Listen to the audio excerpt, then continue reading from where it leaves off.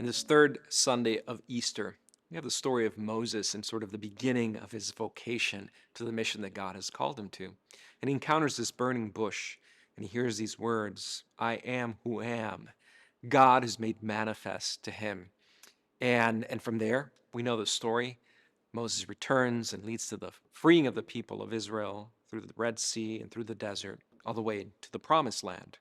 It's an amazing thing, this encounter with God that Moses had, what's transformative, not just for his own life, but for the life of a whole people, a whole nation. In this Lenten journey, it's an invitation for us as well to reflect on how we can encounter God every day. It's interesting that Moses encounters God in a burning bush. It's a rather ordinary thing. It wasn't in some amazing landscape or in some huge temple, but in a very ordinary thing in a bush. And there God spoke. It's a reminder as well that God speaks to us as well in our ordinary moments of our life.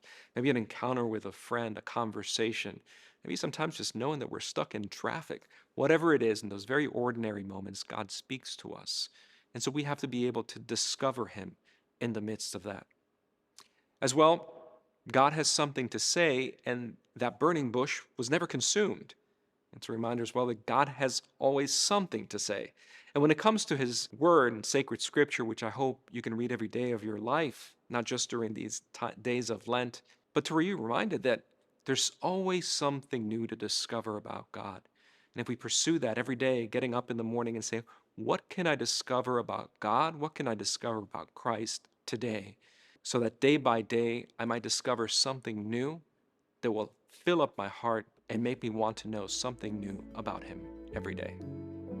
This has been a production of the Duke Catholic Center.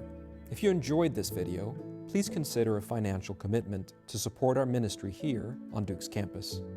We're grateful for your support of vibrant Catholic life at Duke.